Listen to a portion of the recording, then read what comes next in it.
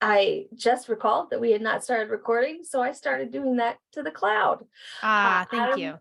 It's, I tell my students in all my classes that their one job is to remind me to record the Zooms.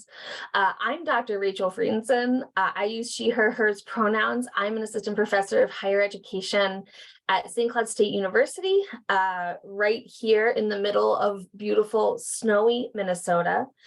I'm so excited to be here today. I'm kind of holding up the higher ed side of things, and just really pleased. And you can find my email here, and you can find me on Twitter, where I honestly don't tweet that much anymore, but I sometimes show up with vaguely interesting things to say. We think you have very interesting things to say, and thank you so much for hitting that record button. Now I will take the opportunity to remind everyone that we are in fact recording this presentation. You will be able to access it hopefully on the NARS YouTube channel at the end of the presentation. I'll send out an email with all of the resources that we talk about today, the video link, and a link to this presentation. Thanks so much, Rachel. We wanted to kick off this session today by making a statement of solidarity. I believe that many of you are here because you know that in the last few years, and this year especially, the United States has advanced a record number of bills against LGBTQ rights, and especially targeting the rights of transgender youth. And nearly half of the bills filed this year, it's only February 21st, there are 321 anti-LGBTQ bills currently in circulation in U.S. courts, and half of those have been focused on education. Worldwide, hate crimes against the LGBTQ plus community are increasing, again, particularly against transgender and gender nonconforming people, and especially true for trans people of color and trans women. So in solidarity, as educators and researchers, we are committed to standing against acts of physical, social, and political violence against the LGBT community, and are dedicated to creating a safe space and celebrating the diversity and pride of LGBTQ people in science and STEM. So for our first activity, I'm going to turn it over to Dr. Wright, who is going to lead us in a Padlet exercise that I'm very excited about. Yeah, okay. So to kick off our discussion today, we thought it would be really important to give you all a chance to do two things. And that is reflect on what you already know about LGBTQ inclusive education and practices in science and STEM education. And second, to start thinking about what do you want to learn and what do you hope to gain out of today. And at the end of our presentation today, we'll come back and revisit this Padlet, and you all will have a chance to reflect on what you learned and what questions you still have. And the ultimate goal being that this Padlet will serve as an actual resource that you can take away from today's presentation as you go back to your own institutions to talk about ways in which you'll start addressing or continue addressing LGBTQ inclusive education efforts. So it looks like Rachel had already posted the link in the chat. Thank you, Rachel. If you could go to that Padlet, and in the first two columns, I'm going to share my screen just to help folks along. In the first two columns, you can see what do you know about LGBTQ inclusive education and what do you want to learn. So let's just take a few moments and everybody jot down a couple of your ideas in those first two columns.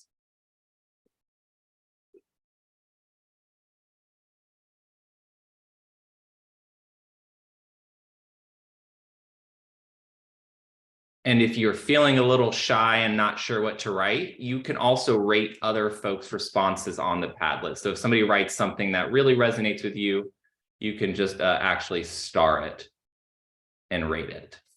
And that's perfectly fine for today's discussion.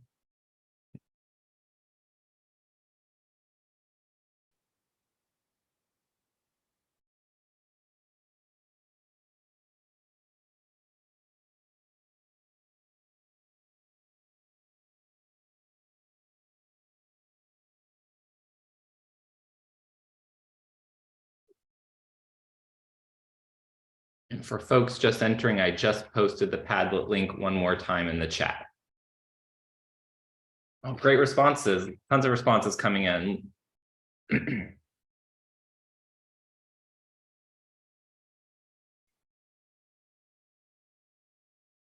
So it looks like, just based on an initial overview, what do folks know about LGBTQ inclusive science and STEM education? Heavily biology and curriculum focused. LGBTQ scientists have not been recognized for historical contributions. Normalization of LGBTQ in the classroom is important, starting with sharing pronouns. Absolutely. Students should not feel afraid or threatened. So I see some evidence of we want to make sure that students are feeling safe. Using gender inclusive language with teaching. That's something we're going to talk about today. Really interesting idea. Somebody mentioned very little, both in a very little and also that there isn't enough of it. This is a continuous learning process for all of us, and we're all learning every day. And this is just one effort as we're all on this kind of journey together. And as a former high school biology teacher, I'm very aware that I did a poor job in this for many years.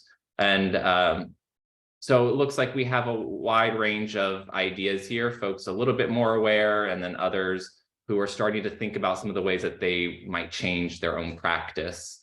And then what do you want to learn today? Some of the ideas, strategies and resources in teacher prep. That's something I'm going to talk about, lead us through a discussion. How to affirm students at the intersection of their identity and STEM ed. Best practices for asking learners about identities at different ages.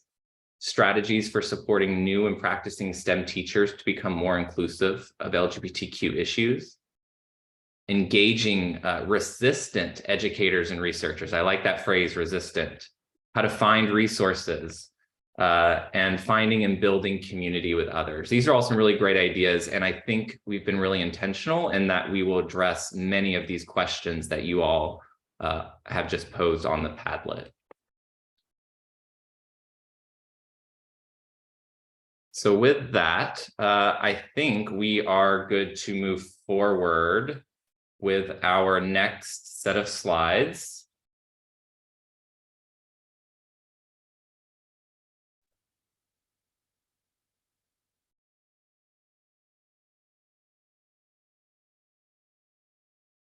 Oh no, that didn't share my screen. Ren, would you mind sharing your screen and going through it? I don't mind at all. Let me get that set for you.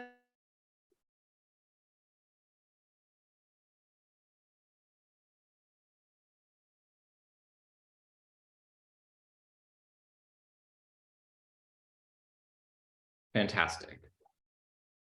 Okay, so as we kick off our conversation today, and I'm going to lead the conversation around teacher preparation and the way that we can incorporate LGBTQ issues within teacher prep, it's important to recognize that efforts or calls for equity in terms of gender and sexual diversity and LGBTQ identities has already been announced from some leading science education organizations. So for example, in 2019, the National Science Teaching Association called on science educators and researchers to make sure that science educators can recognize and respect diversity within gender and sexuality to include LGBTQ students and become sensitized in the ways in which language, curriculum materials, and pedagogical choices can impact positively and negatively students' feelings of belonging and competence in science classes and careers. So here's just one example within science education where we've been tasked to make sure that science teachers are prepared to support and affirm gender and sexual diversity. And I'd like to lead you through a conversation in one of the ways that I've started exploring that in my own research.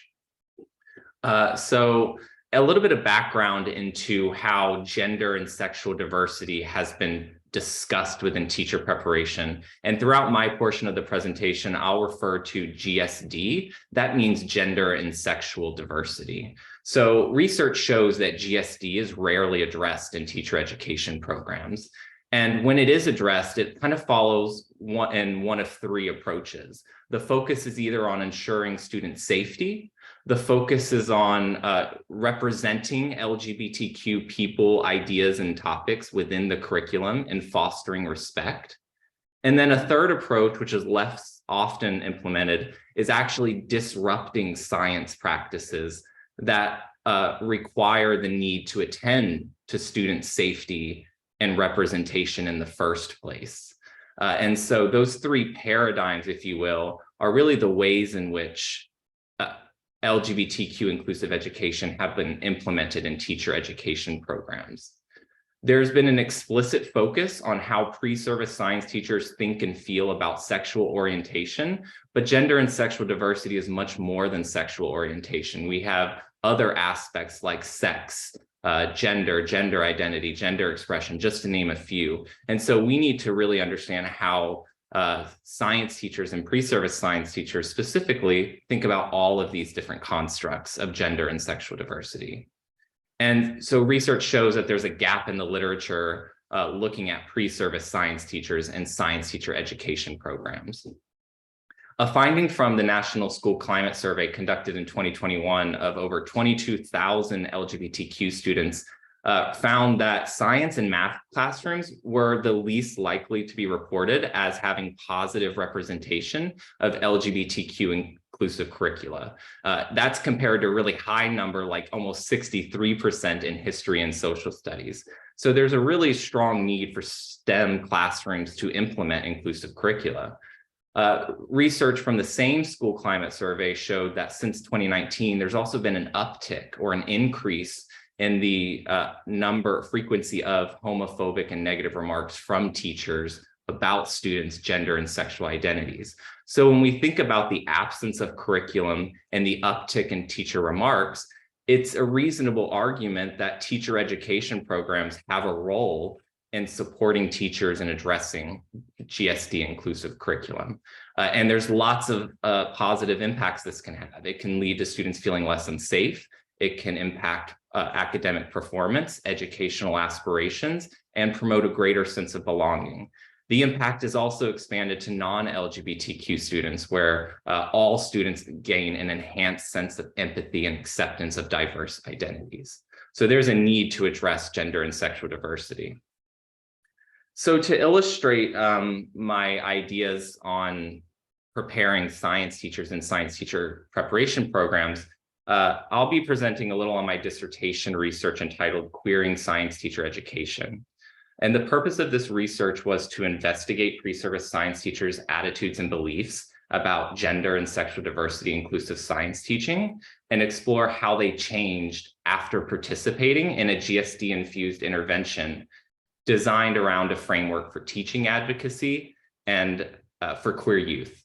The intervention lasted 5 weeks and took place in a STEM teaching methods course. So I'm going to share the story about how one of the participants' attitudes and beliefs changed throughout the intervention.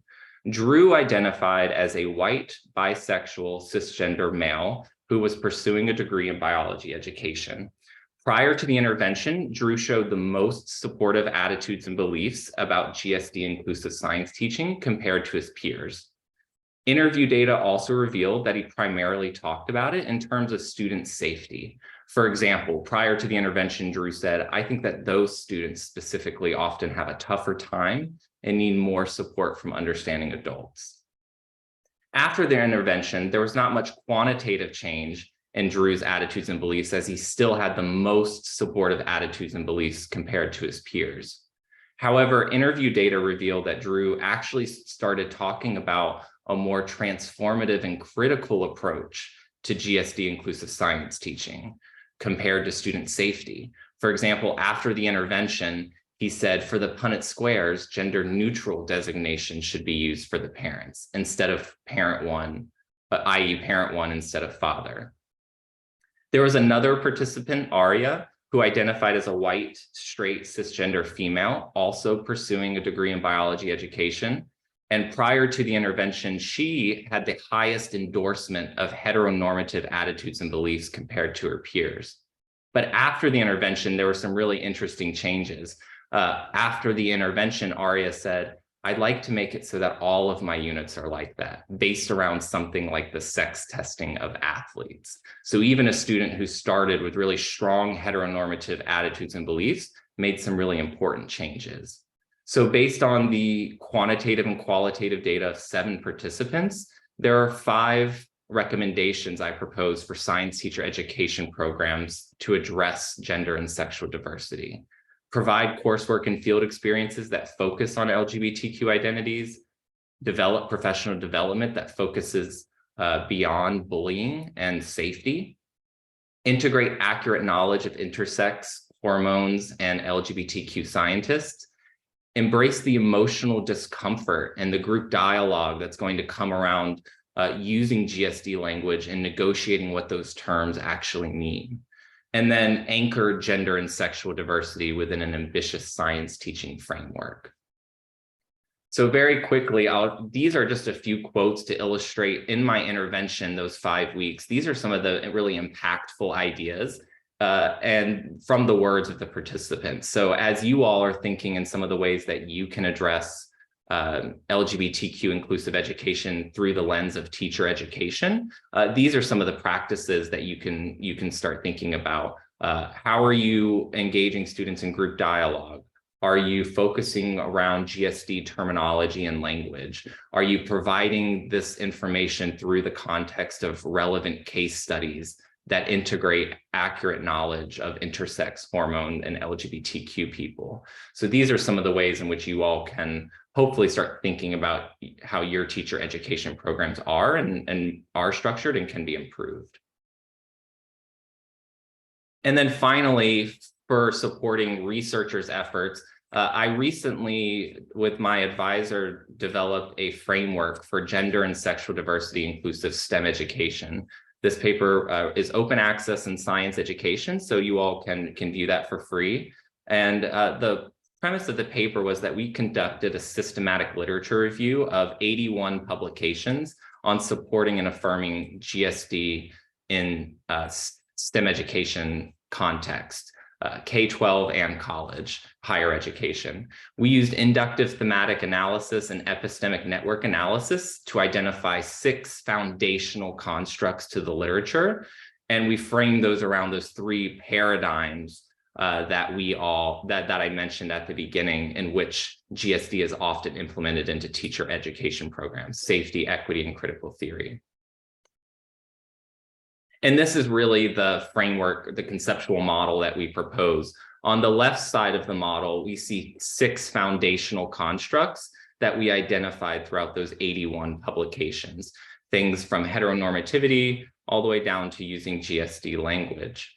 And these 6 constructs are related to those 3 overarching paradigms or approaches that have historically been used to address GSD in teacher education.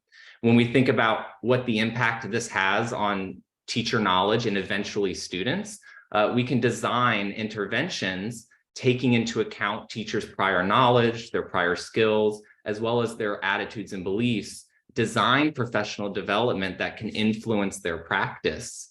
And then ultimately, this has a series of outcomes on students, ranging from improved feelings of safety to improved equity literacy, really tugging on all 3 of those paradigms, not just safety, not just equity, but also this more critical transformative approach. Dr. Wright, we've got a question in the chat about whether or not all of the participants were in biology education focused teacher prep programs. Yeah, Julie, great question.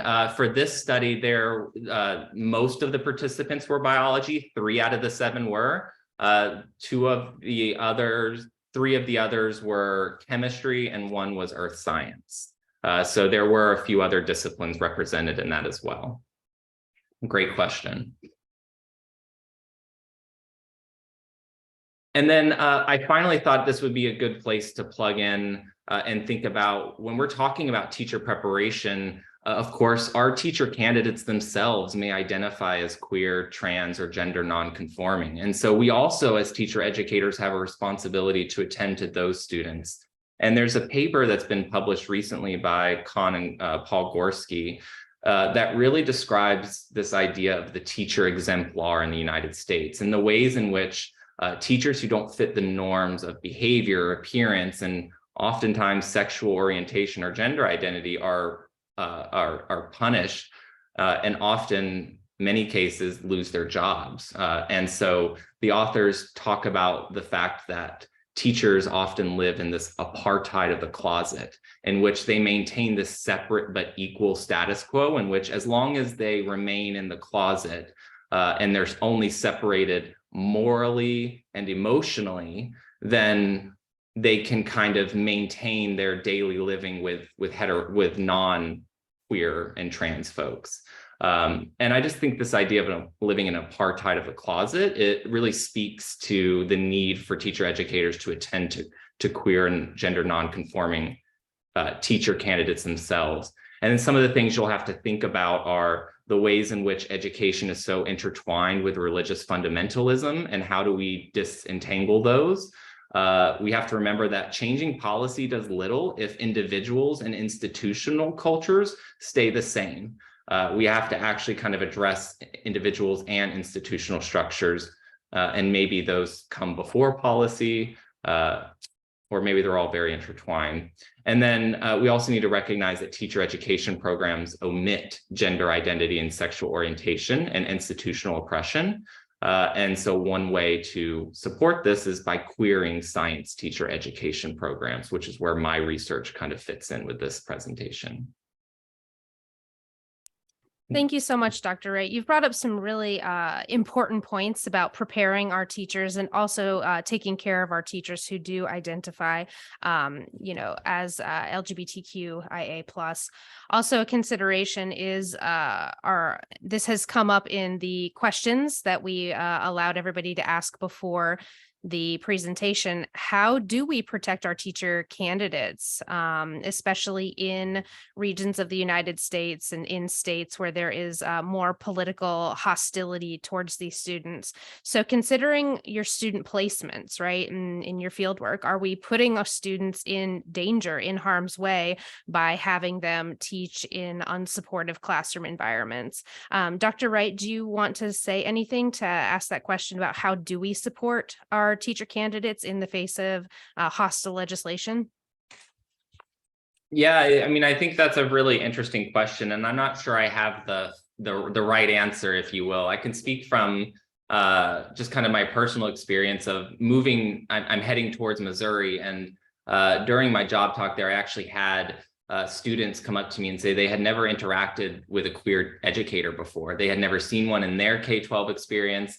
And as they were preparing only a year out from going into their field placements, they had no idea how to navigate their own identity in the classroom and whether or not to share that with students, or what that would even look like. And so it just reminded me this idea that depending on where you are, there are going to be different challenges that you have to address. And I think the first step is just recognizing and being aware of where are you placing particularly queer and trans teacher candidates, and what efforts have you taken as a teacher education program to ensure that they have adequate support both in their field placement and outside of their field placement when they're reflecting on those experiences.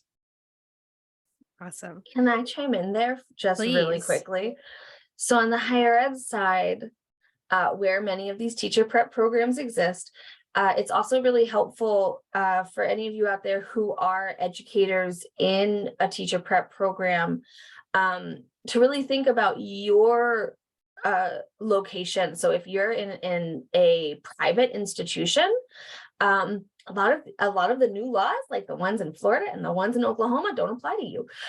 So you can actually do more inclusive teaching without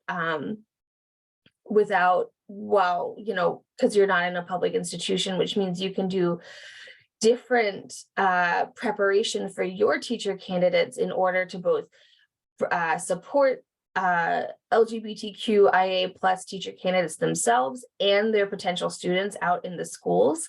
And you can do things like thinking through how, helping students make plans for negotiating really restrictive and oppressive laws like the ones that are currently getting on the books in a lot of places and are already on the books in many places. So thinking about your own environment, if you are in a public institution, being aware of what the restrictions are, and then how you can resist them, because that's also a really important aspect of this, and being creating brave spaces as well as safe spaces. And I can provide that citation if anybody wants it. So I just wanted to chime in with the higher ed side. That's fantastic. And yes, adding that citation to the ever-growing resource list that we will be sharing after the presentation would be phenomenal. So I want to thank Dr. Wright for sharing that portion of our talk today. And I'm going to be discussing inclusive curriculum, and I will be looking at this and talking about this through the lens of current legislation. I really appreciate what Rachel just shared with us, is that you have to get to know these restrictions that are going to be put into place. And I'm not an attorney, played one on TV. No, that's just kidding. But some of the language in these bills is very vague, and it's vague to the point that it's difficult to enforce, and that can actually work in the favor of teachers. And then the other thing is that science in and of itself is extremely diverse, which also works in your favor as an educator for teaching inclusively in the face of legislation which says things like you can't say trans, you can't say gay, you can't talk about sexuality. So I'll talk a little bit about inclusive curriculum. But first I want to say, how has science education and STEM education historically upheld LGBTQ oppression? And a few terms that I think are very important for everybody to know, and I will go through them pretty quickly, are bioessentialism. This is the belief that human nature is innate, right? You are born a man and therefore you are aggressive and you have aggression, that it is biologically tied to who you are, and there's no deviation from that. Cisnormativity, the assumption that all people are cisgender. Cisgender and cissexism is the belief that there are only two genders, and that gender is inevitably tied to birth, and that is the normal way of being. The gender binary, that gender is only male, female, and should fit traditional expectations of gender roles and expression. Heteronormativity and heterosexism, the assumption that heterosexuality is the norm and that all people should be heterosexual. And then just normativity in general. We think about this when we talk about intersexuality, when we talk about disability in science and STEM, is that there are good outcomes, there's desirable bodies in society and less desirable bodies that are abnormal. And so that is something that really props up oppression and is something that you can find in basically every high school textbook, many of them throughout history. But what does science actually say about gender and sexual diversity? Well, there is no scientific evidence that biology predetermines anything like intelligence. Men are not smarter than women. They don't have different brains that help them to have better visual spatial awareness. There have been studies which have tried to prove this biological basis for intelligence, creativity, etc. But those are usually pretty poorly done studies, and you can poke holes in them rather quickly. When you look at the rigor of the methodology. Diversity across sex and sexuality are normal and natural across all animal species, including humans. When we talk about gender, gender is something that is self-defined and societally defined. It is not a binary, and it is not related to the sex that you were assigned at birth.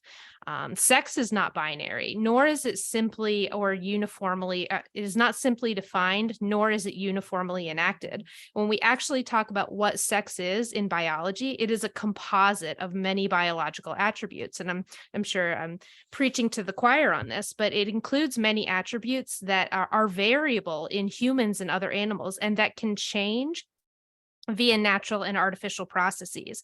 So when we're talking about science, when we actually talk about the science of gender and sexual diversity, science is on the side of diversity.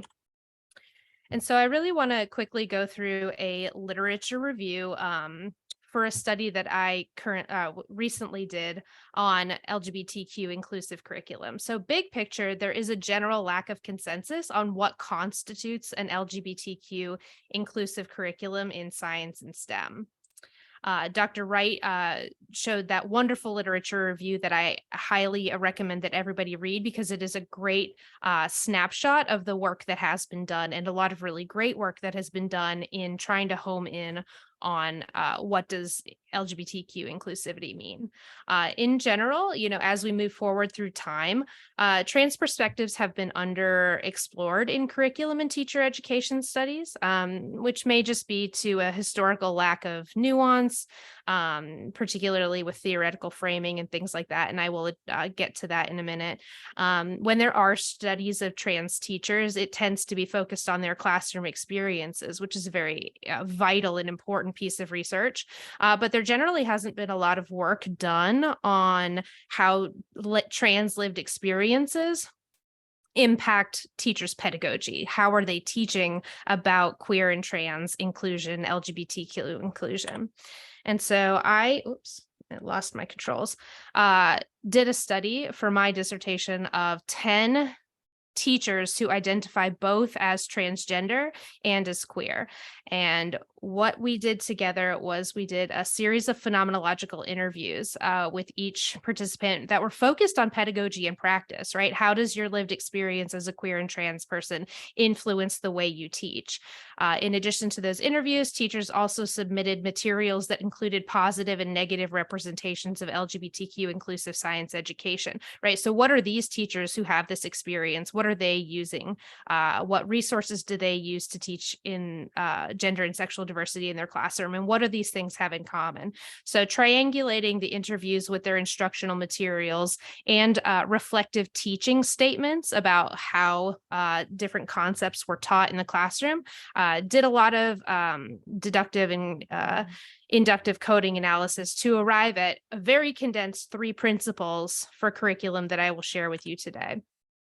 So the first practice for LGBTQ inclusive pedagogy that came out were power. It's the 3 Ps. So the first P is power.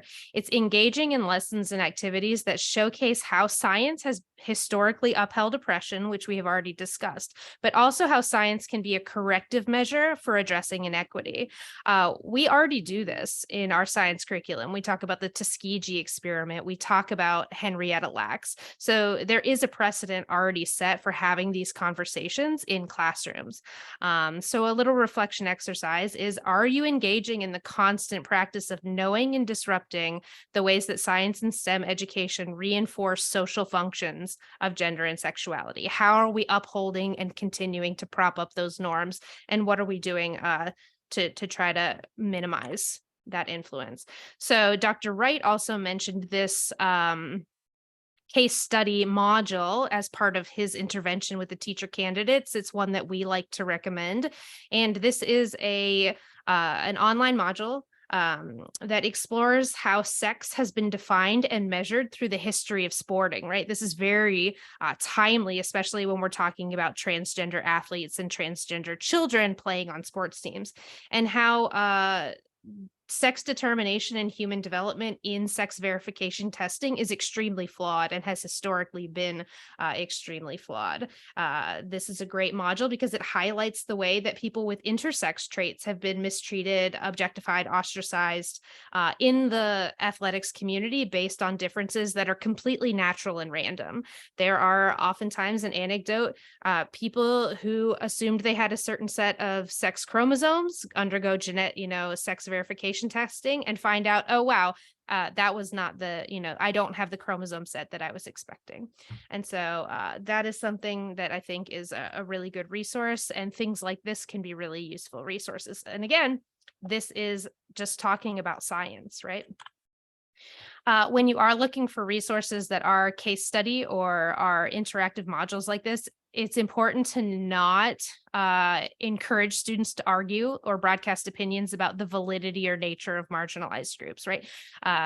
Unfortunately, there are a lot of terrible resources that do exist about LGBTQ inclusivity, and some of them argue for, what is the basis for homosexuality? What is the basis of transgender, right? Yeah, I see your face, Rachel, and it's a thing that you can find very easily in what appear to be very vetted publications. So while you don't always, Dr. Wright said, you have to do a deeper analysis to see, even though this resource exists and says it's inclusive, does it reinforce bioessentialist viewpoint stereotypes, and does it uphold norms? The second practice is precision.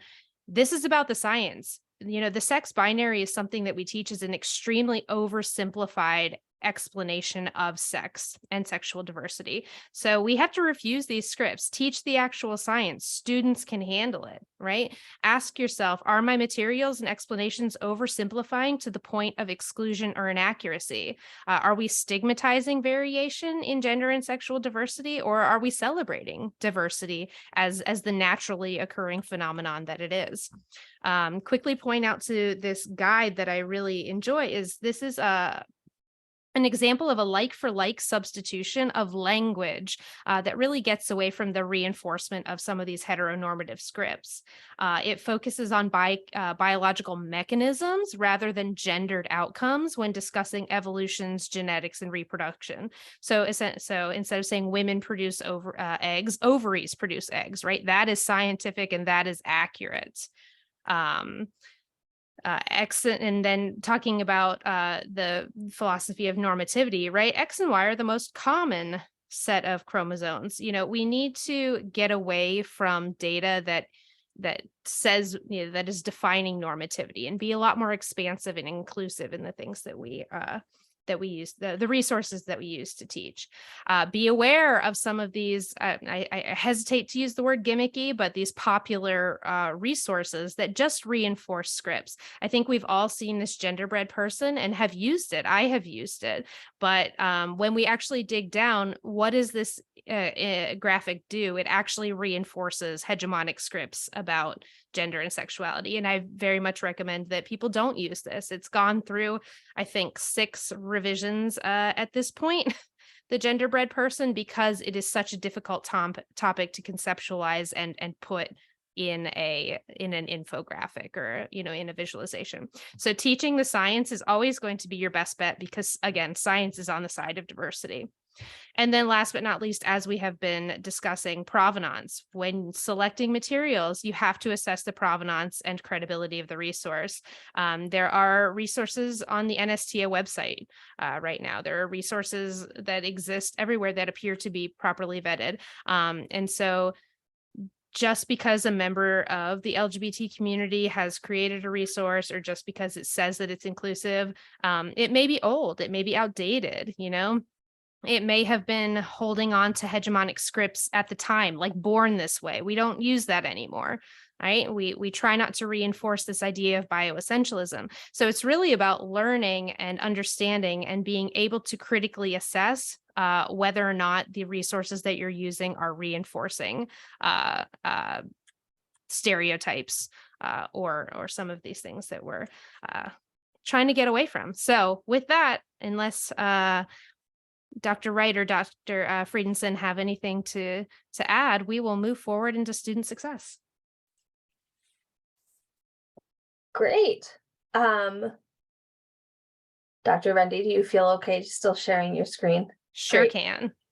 Okay, so student success.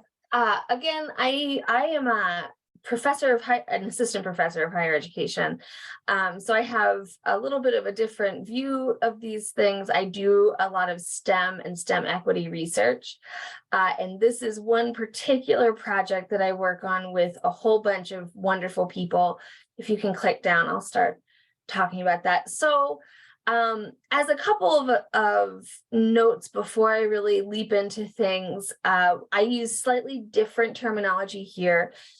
This project, which I joined after data collection, I joined Anne-Marie Vaccaro at the University of Rhode Island and Ryan Miller at UNC Charlotte, and Zeke Kimball at UMass Amherst, though now he's in Maine.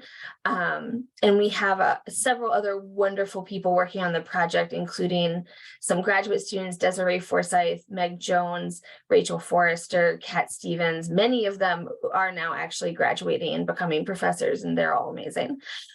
We use minoritized identities of sexuality and or gender. And one of the reasons we use this is Anne-Marie Vaccaro, one of the PIs, coined it in a previous paper. I believe that's Vaccaro and Russell 2015. And what they wanted to do with this terminology is be sort of as expansive as possible to encompass folks who may not actually identify with the alphabet, LGBTQIA, LGBTQ plus, however you want to put it. And also acknowledging the fact that these the minoritization can really happen depending on context. So they may not be in some aspect of their life, they may not be minoritized, but when they enter into these STEM classrooms and STEM spaces, they do become minoritized either because of gender identities or sexuality identities. So the basic starting point with this project is that gender and sexuality-based oppressions are really a persistent reality. We know in higher education that across the board, women-identified students make up almost over 50% of most higher ed institutions. However, there is still a lot of gender-based violence, discrimination, and then, of course, for sexuality, LGBTQ students are still relatively underrepresented, and for trans and genderqueer students, also there's a lot of underrepresentation and minoritization in STEM spaces, also higher education in general. Skip down. And we know through now several decades of research that STEM and learning environments are pretty inhospitable to people who are not white, straight, cis men. It's a kind of perpetual issue that is seeing improvement in some places, but it's still pretty problematic. And notably, it's not an across the board. This can really change depending on where you are, but particularly women in STEM are still underrepresented, and even when they're overrepresented, there's still sort of inequitable outcomes. People with disabilities, students of color, these all are sort of continuing inequitable and negative experiences in STEM learning environments. And one of the other things that focusing on minoritized identities of sexuality and or gender is that a lot of the research really does compare and sort of look at the experiences of cis men and women in STEM. There's not a lot of research out there on the post-secondary level that is looking at the many different genders, the many different sexualities, nor is it looking at where all of these things overlap. So a lot of research, for example, as I said, really focuses on women in STEM and their experiences, but there's very little understanding of, say, trans women in STEM, queer women in STEM, lesbians, et cetera, et cetera. And so this research project, which has produced a lot of papers and is still producing papers, is really trying to look at the nuances of these students' experiences in STEM. So our study, I'm just going to do this very quickly. We did a constructivist grounded theory at 4 institutions, 56 fabulous interviews, and we've been publishing out of it for a while now, and we still have so much. So the main study, the main paper that came out of this, we call it our main model. It's our emergent theoretical model. For those of you who are familiar with grounded theory, that is our big grounded theory classic paper. But we've also been producing a lot of targeted reanalyses and reinterpretations and revisitings to the data, because it's just so rich, over 56 hours of data. And it's just been a tremendous honor to work with these students' stories. If you drop down, I can say a little bit about our participants. And this is actually it's just been such a joy. So we had 56 student participants, 51 undergrads, 5 graduate students. So it's very heavily weighted to the undergraduate side. And also I'll add that our participants here are very heavily weighted to the sort of pure STEM. So we have a lot of engineering, and as far as I know, we did not have any STEM education students in here, but they may become educators. I have some words on that later. However, one of the things you'll notice is that for gender identities and sexual identities, these do not add up to 56.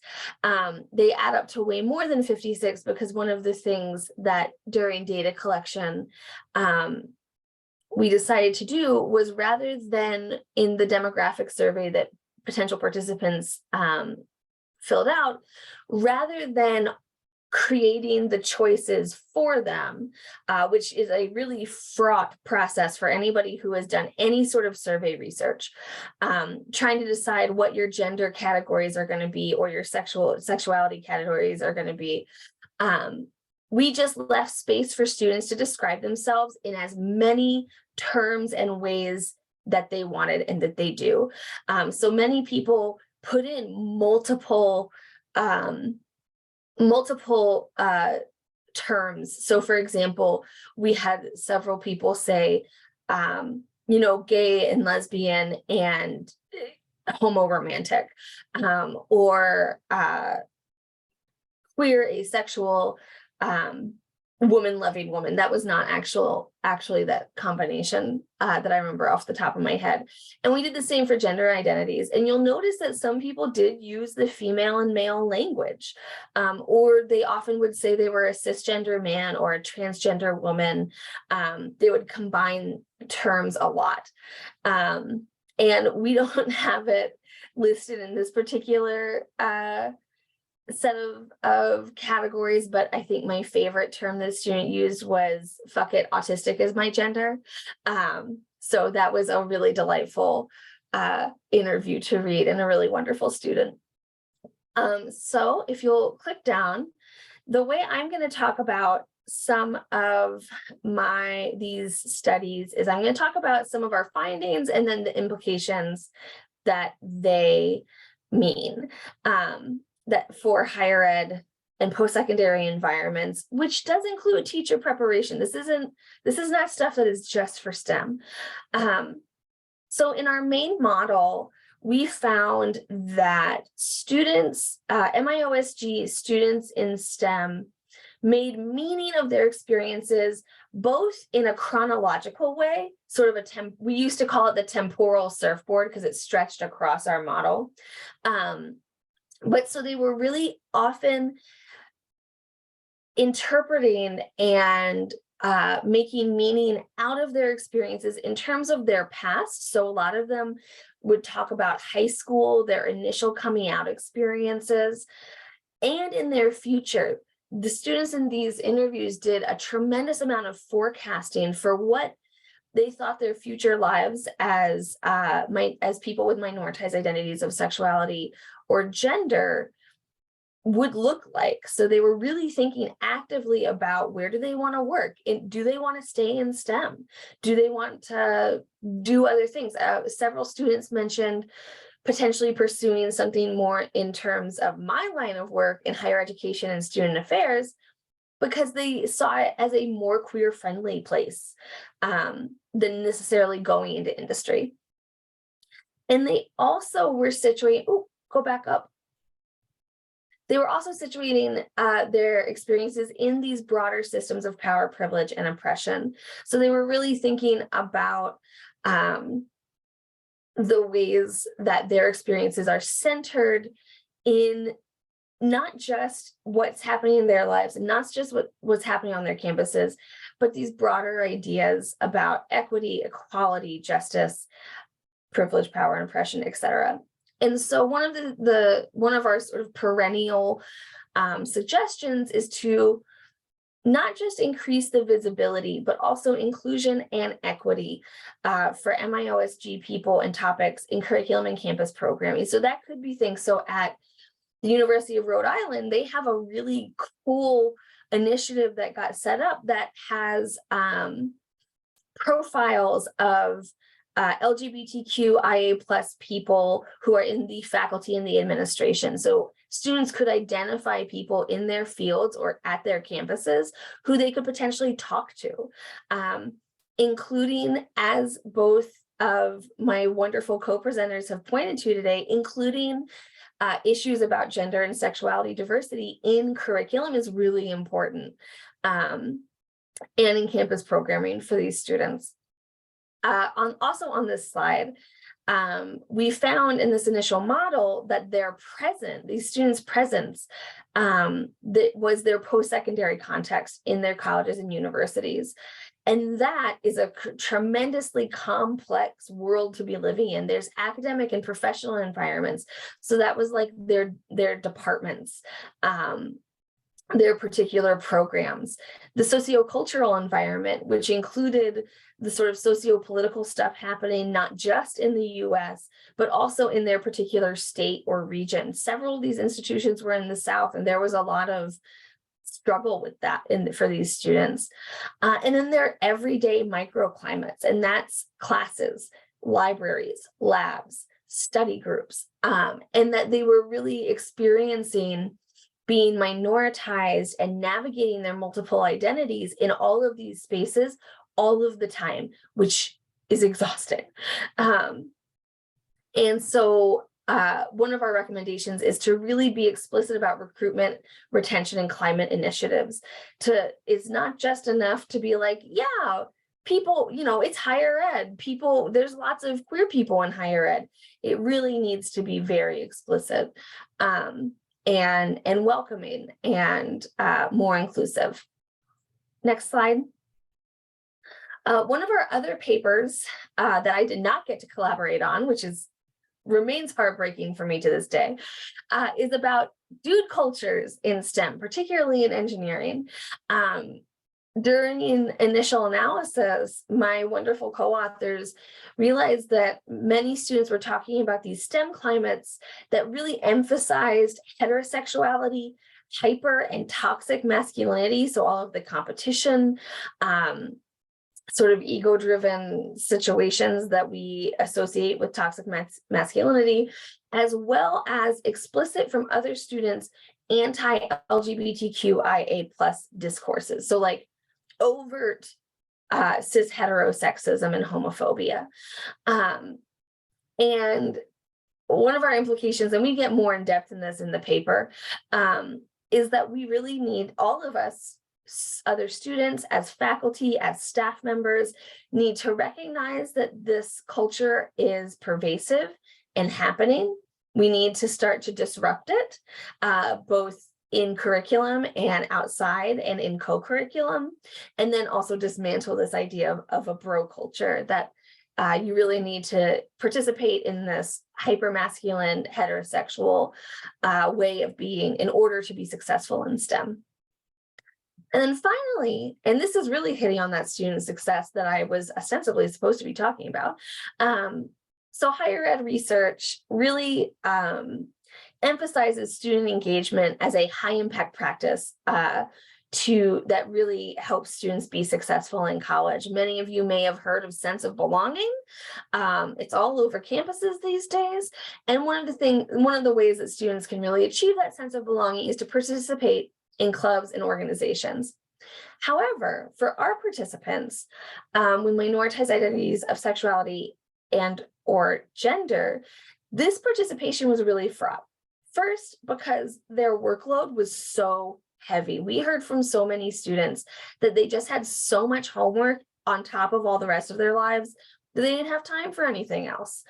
They also really were anxious about potential hostility. So many of our students had either multiple and or intersecting identities.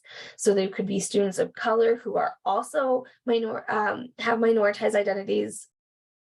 And they were really anxious that they would not actually be welcome in these STEM club and organizational contexts. And also, many of them just didn't know that they either had opportunities or there were just simply no good choices for them that would support their identities. So our implications for this and really fostering student success is this idea that student organizations need to be flexible. They need to they're usually run by students in the STEM majors. They know how heavy their workload is.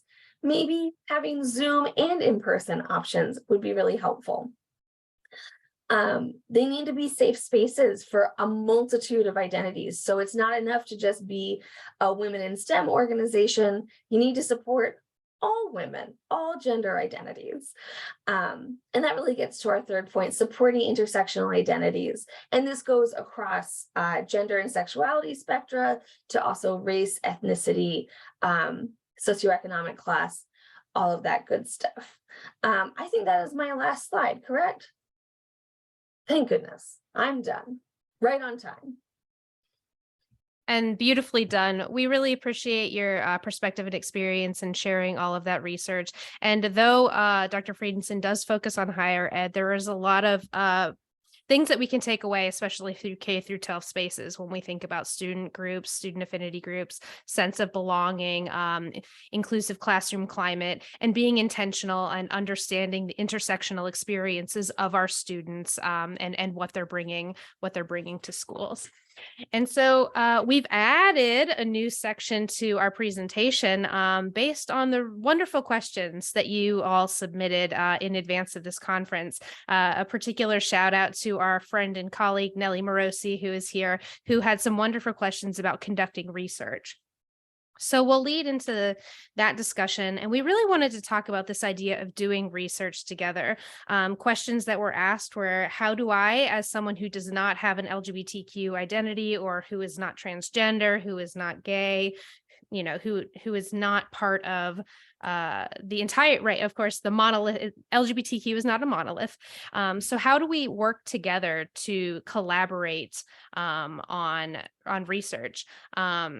We know that the community has the best of intentions, right? Even if you are, you know, cis heterosexual, we know you have the best intentions. That's why you're here. And we appreciate you. If you can add a colleague, you know, who does identify and has that lived experience, that's great. You know, those are really important perspectives to bring into your research. Do research with the LGBTQ community and not on the LGBTQ community. Again, as I just said, LGBTQ people are not a monolithic group. So it's important to be intentional on the focus of your work and, you know, who is speaking for whom, right? My study was specifically on transgender teachers. And so the very intentional focus was not to speak for the entire LGBTQ community, but to speak for those who are transgender. But also, you know, leading this study, I am a white trans masculine person, and my experiences are very different than a trans person of color or a transgender woman. And we're all learning together. We're all going to make mistakes. I've made mistakes. Dr. Wright and Friedenson have made mistakes, and the field is continuously advancing. So just starting out and wanting to be inclusive is a great first step. Does anybody have anything they want to add? No, I would just like to just piggyback on the last point, which is something I've picked up talking with different people who have different experiences with addressing LGBTQ inclusive practices in education. And that's we're never intending to sound pejorative when we're thinking about folks getting started with this work. So while there may be problematic resources or problematic steps, we also recognize that it's important to just get started sometimes. And so understanding that we're all learning together, that this is a continuum, and we're trying to help support you to draw from multiple resources, from addressing student safety, ensuring that students have access to flexible, safe organizations and spaces on campus, all the way to helping you think through how do you change those larger structures that exist that require the need for those other things to begin with. And so it's not intended that one is more superior than the other. It's just that they're all valid approaches, and we want to support you all in being able to attend to inclusive education, drawing from all of those different types of approaches. Thanks, Dr. Wright. And so piggybacking off that question was, okay, how do I work with, people in the LGBT community who want to be doing this research? Honestly, it's hard to be an out trans person in academia. It's hard to invite that kind of attention, speaking only for myself. And so, sometimes it can be difficult to make these connections, for people to find me, for me to find other people who maybe want to be a little bit low key. But as an ally, it's important to be in with these communities, be an ally to these communities, listen to these communities. And so that can just easily start by following LGBTQ educators and scholars on Twitter, reading papers that are by LGBTQ authors, listening and learning, and doing homework to gain perspective and knowledge of issues that you don't have through your lived experience, right? My lived experience is not the same as Dr. Wright's. So it's very important for me to read research, his research, to gain a better understanding. And so those are just simple ways that you can begin to build relationships. And I think I speak for all three of us here that we are happy to be collaborators. We are happy to put you in touch with other collaborators, but it's very important to be building respectful and safe networks and relationships as you are thinking about doing research with these communities. Dr. Wright has added in the chat that NARST is hosting a pre-conference workshop on the intersection of disability and LGBTQ identities in science education. Dr. Wright and I will both be there. Speaking on that, we would absolutely love to have you. Anything else to answer this question about building relationships? Don't be shy. Is the way I got into this research group that I was just talking about is that I was acquainted with several of the people. Zeke Kimball was my PhD advisor, but I basically waited outside a conference session at ASH, the Association for the Study of Higher Education, to talk to Anne Marie Vaquero, who I had chatted with before, but I was like, listen, I want to write with you because this is cool. You are cool. It was after their dude culture paper that I was just like obsessed with. And that's how I got in. She welcomed me to the groups. It won't always happen like that, but don't be shy. Like, if you read a paper that's really cool, email the researchers. They love it. I love it. I do it I email folks all the time just to be like, this piece was awesome. And also, I think particularly in terms of STEM, be really wide ranging about where you're finding, especially educators and scholars, largely because of the fact that there's a lot of people. So I'm in my higher ed space, there's the K-12 space, there's the overlap with teacher prep and research on that. And then there's DBER, the discipline-based educational research. So you have a lot of people in very specific disciplines doing this similar research that don't necessarily talk to each other all the time. So if you are sort of agnostic in your breadth and reach, it can be really helpful because you'll find people who you may never have had a chance to get exposed to just by being there and being open. Awesome. Thanks so much, Rachel. And Dr. Wright has also included an anecdote about, reading an author of a queer theory study who ended up being a very valuable committee member on his dissertation.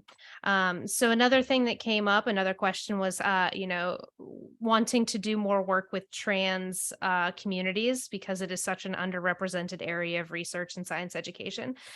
We've already talked about how there are limitations in the extant literature. And as a community, again, can speak for myself and not for others. Sometimes we're very wary of doing research with people, right? With it, building that trust. A lot of research has been very harmful to trans people in the past. There's a lot of existing education research that is very harmful to trans people. So what you can do is really, allow trans people to take the lead, to have conversations, to amplify their voices and perspectives. And it will be, there will be a certain amount of building trust. Cite and amplify trans scholars. We are going to send out a resources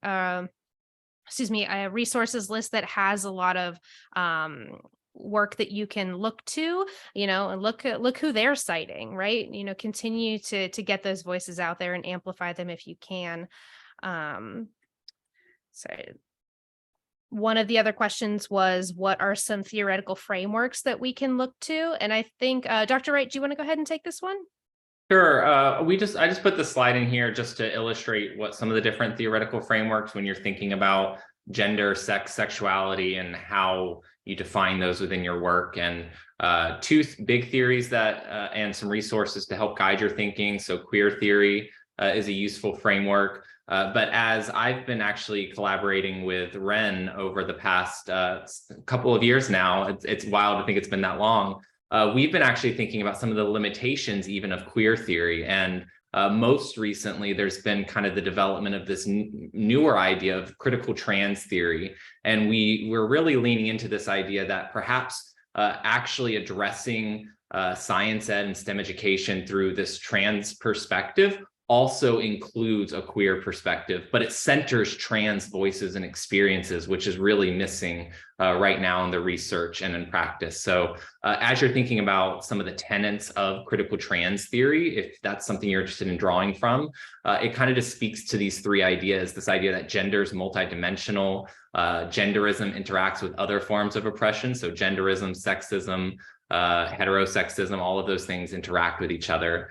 And then it speaks to this idea of attending to epistemic injustice and the importance of trans experiential knowledge, which I think Dr. Rendy's research really focuses on, is how do we value, recognize, and incorporate trans experiential knowledge. So at AERA online, we actually will be presenting on a virtual paper where we critique science education through both of these lenses and kind of hoping to merge together queer theory and critical trans theory. So if you're interested in learning a little bit more about that, we'll talk a little bit more at our ARA presentation. Thanks, Gary. Yeah, and thinking about, in research, it's important to use the theory that is applicable to your study group, right? I would not use a trans perspective if I did not have trans people in my sample. So just those kind of considerations when moving forward with theories of gender and sexual diversity. I see a question in the chat. Are all elements of STEM being represented? I heard a lot about science, but not as much on technology, engineering, or math. That is a fantastic question. It depends on the scope of the research, right? Student experiences, we do tend to see a lot of work in things like engineering and in I think technology we see a lot. Correct me if I'm wrong, Rachel. But if we're talking about science curriculum and science pedagogy, particularly when we're talking about how to discuss sex and gender, sexual diversity, those tend to be a little bit more biologically focused just because of the nature of the topics themselves. And Dr. Wright has talked about that in his paper, there's a framework that talks about the differences between STEM disciplines. So highly suggest everybody takes a gander at that paper, which will be included on the resources list. And then the last question that we received was, how do we do this difficult work? How do we hold space for our participants? If we are in community with our participants, that's a really heavy thing to digest. It's a heavy thing for all of us to digest. It's heavy even if you are not a member of the LGBT community. For example, my dissertation, I did three 1-hour interviews with 10 people at a time when we're experiencing a lot of violence and a lot of just this constant weight of living as a trans person in the United States today. And it's very, very heavy. And so I just wanted to point to a Twitter thread that I wrote while I was in the throes of my dissertation, which was talking about how to give and extend care while doing work that is in times of crisis or is difficult topics. So I'm just going to grab this link to the unrolled thread and leave this here for everybody. Don't have quite enough time to go through it today, but some of the things just include making sure you're in an okay headspace to do the work, checking in on your participants who are people, right? everybody's going to have a hard time. It's very difficult. Sometimes you do get too close. I don't really have good advice for how not to get too close, because we want to be empathetic and compassionate researchers. But at the end of the day, don't schedule a bunch of interviews and then have something to do afterwards. Or if you do have something to do, make sure it's something that lifts you up and fills you up, and is some kind of form of self-care. So just highly recommend taking a look at this list. I see that Charlie has asked about the details of the workshop. Dr. Wright, I will ask you to go ahead and, or no, I will put that in the chat, because coming up next is a revisit to our Padlet. So take it away. Perfect. So we're going to just go back to our Padlet one more time. I'm going to find the link, copy and paste it for folks. So the link to the Padlet is back in the chat. And if you wouldn't mind just opening the Padlet, and there are two more columns this time. So now we would like you to reflect on everything we've chatted about over the last a little over an hour, and tell us, what have you learned about LGBTQ inclusive science or STEM education that you didn't already know? And there's still a space for you all to include, what questions do you still have? This column is really important because the document with our resources that we're going to share with you is going to be treated like a living, breathing document. So based on what you all post in that final column, we'll update that sheet to include resources and research to address those questions you still have after today.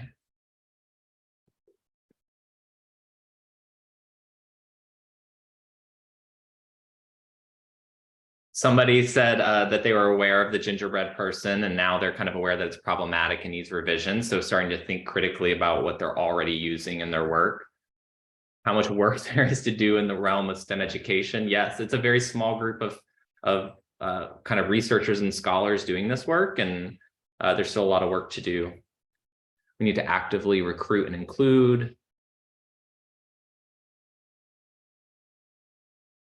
Some really interesting questions already popping up. How do we expand this to include more outside of biology? Kind of anecdotally in my research, participants who were not in biology explicitly shared that with me, saying that I could see how this makes sense in biology, but in chemistry, I don't know where it fits in.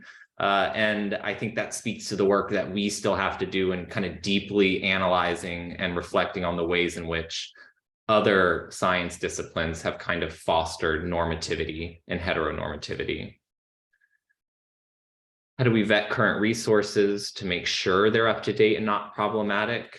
That's a really interesting question. We're hoping after we share our list of resources in our presentation today, you could actually take some of the frameworks we've introduced and use those to kind of analyze against resources you're thinking about using, and hopefully that gives you a clear idea.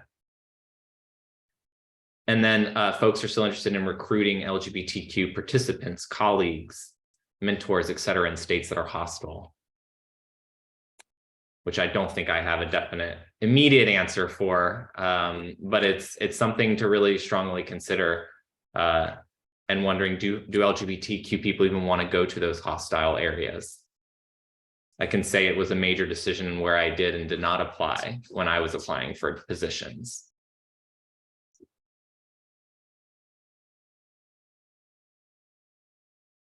So it looks like maybe some more resources on supporting teachers in laws that have explicit policies preventing LGBTQ inclusion might be a place where we can try to tease out some more resources to support all of your thinking. But thank you all so much for engaging with this. And as I mentioned, the Padlet, there's so many of you. Hopefully now you can see everyone else's ideas on this Padlet, and you can come back to it as you all are reflecting on your own work and what steps you want to take moving forward. Still muted. Yes, I just want to echo Dr. Wright's sentiments and say thank you to everyone for being here today.